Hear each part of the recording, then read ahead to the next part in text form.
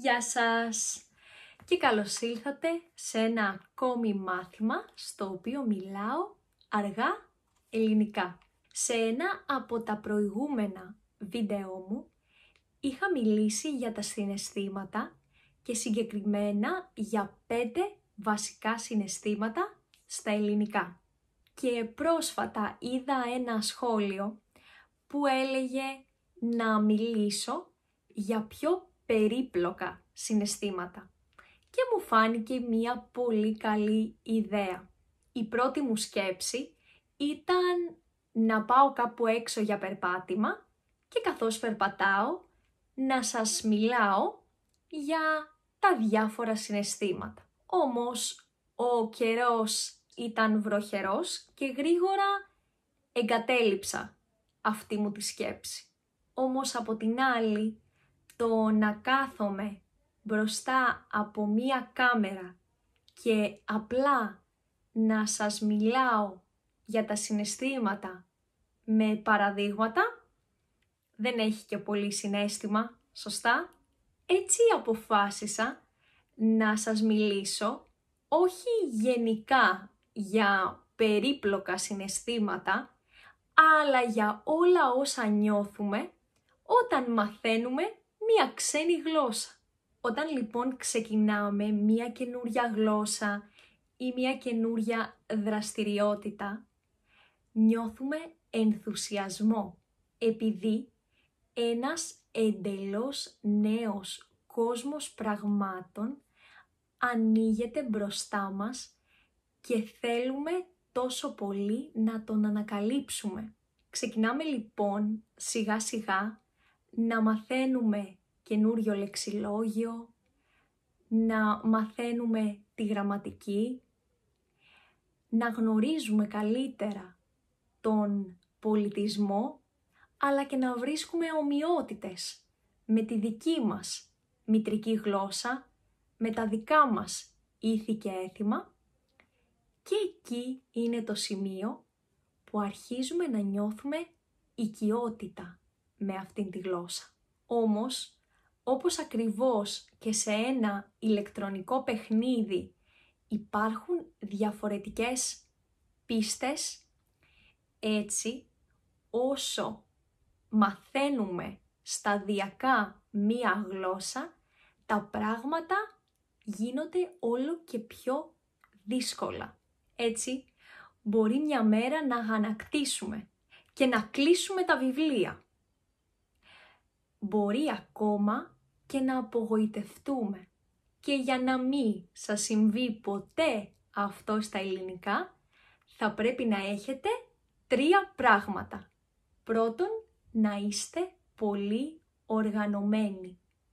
Δεν χρειάζεται να μάθουμε τα πάντα με τη μία. Σκεφτείτε την γνώση σαν ένα οικοδόμημα, το οποίο το χτίζουμε πέτρα-πέτρα.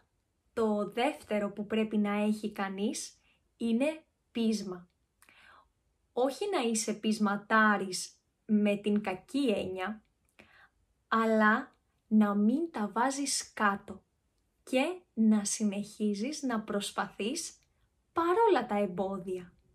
Και τρίτον, πρέπει να έχεις έναν καλό μέντορα. Αυτό είναι ένα άτομο για το οποίο νιώθεις θαυμασμό, είτε για τη δουλειά του, είτε για τον χαρακτήρα του. Έτσι, μαθαίνοντας μία ξένη γλώσσα, δεν αποκτάς μόνο γνώσεις, αλλά και μεγαλύτερη εμπιστοσύνη στον εαυτό σου. Και έρχεται η ώρα που όλα όσα έχεις μάθει πρέπει να τα χρησιμοποιήσεις στην πράξη και να μιλήσεις ελληνικά, στην δική σας περίπτωση.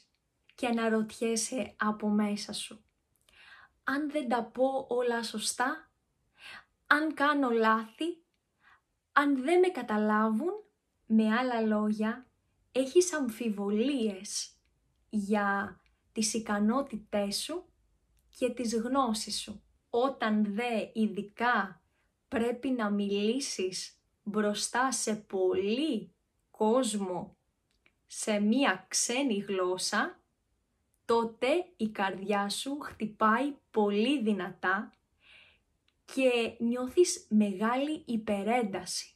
Εγώ θυμάμαι, είχα πολύ άγχος και μεγάλη υπερένταση όταν έδινα τις εξετάσεις των αγγλικών στα προφορικά. Αν θυμάμαι καλά, έπρεπε να περιγράψουμε στα αγγλικά κάποιες εικόνες τις οποίες έχουμε μπροστά μας, αλλά και να οργανώσουμε ένα event μαζί με τον συνομιλητή μας.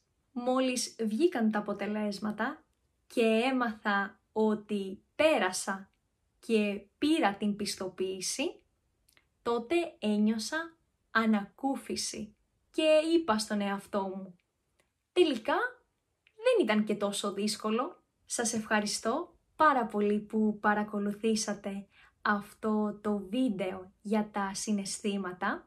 Αν θέλετε, γράψτε μου κι εσείς κάτω στα σχόλια αν έχετε νιώσει παρόμοια συναισθήματα όταν μαθαίνετε μία ξένη γλώσσα ή ακόμα και αν θέλετε μπορείτε να προσθέσετε και κάτι διαφορετικό.